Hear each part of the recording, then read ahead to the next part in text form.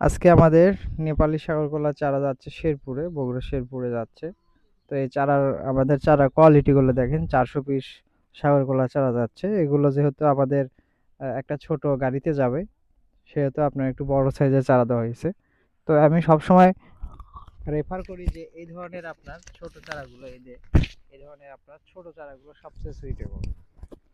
তো এই যে চারা উঠানোর কাজ চলতেছে, এটা আসলেই খুব কষ্টসাধ্য একটি কাজ। যে পরিমাণ গরম, এই গরমের মধ্যে আমার ছেলেপেলে চারা উঠাইতেছে।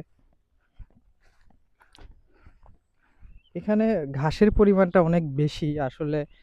দুর্বা ঘাসটা আমরা কোনো ওষুধ দিয়ে আসলে ওইভাবে নিরাময় করতে পারছি না ঘাসটা।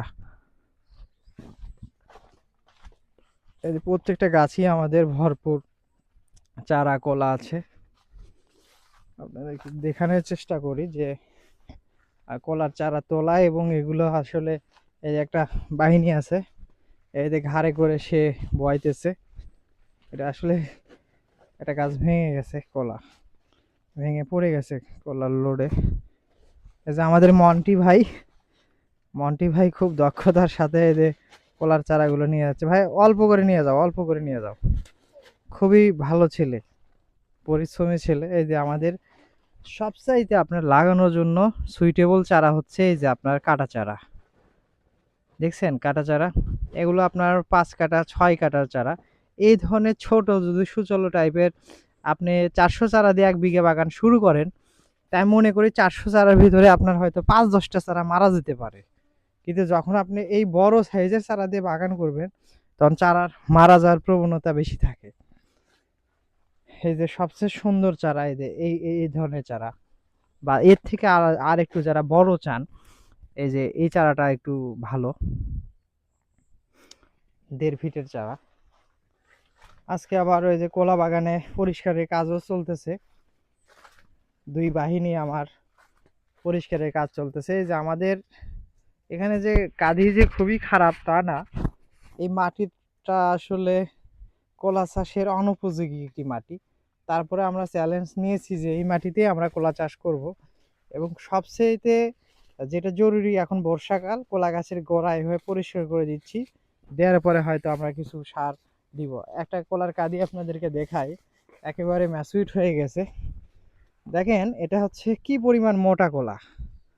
আপনি প্রত্যেকটা কাদির ভিতরে দেখলে বুঝবেন মোটা। তবে তুলনামূলকভাবে আমাদের কলা বাগানে ফলন একটু কম, কারণ এই দুর্বা ঘাস এবং মাটি, এই দুইটা কারণে ফলনটা কম। তবে আমি আশাবাদী, যারা বেলে দোআঁশ মাটিতে আমাদের এই চারাটা নিয়ে যে বাগান করবে, সে খুব লাভবান হবে। এই যে আমাদের চারা, এই চারাগুলো তোলা হচ্ছে, খুব সুন্দর কোয়ালিটির চারা। ভাই আমার নিজের চারা দেখে বলছি না, আমাদের চারা আসলেই ভালো কোয়ালিটি চারা। এবং যারা বাগান করেছেন, যারা সফল হয়েছেন, তারা দয়া করে আমার ভিডিওতে একটু কমেন্ট করবেন, তাহলে অনেকেই হয়তো বুঝতে সুবিধা হয়। দেখেন আমাদের বাগানে কি পরিমাণ ভাই ঘাস। এত ঘাসের মধ্যে যুদ্ধ করে যে কলা বাগানগুলো টিকে আছে, এটাই অনেক।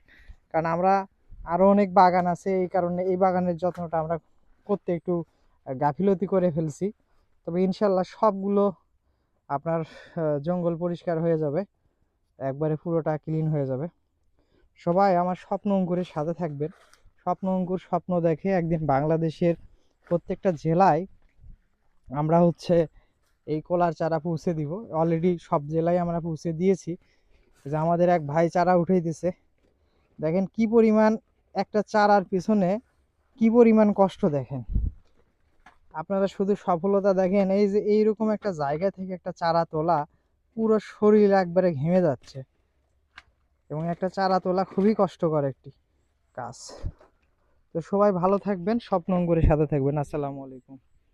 এই যে আরেক ভাই আবার মন খারাপ করতেছে, তাকে একটু দেখাই। সিদ্দিক ভাই, সিদ্দিক হচ্ছে সবচেয়ে আমার এক্সপার্ট, মানে এই আমার থেকেও জোরে চারা তোলে।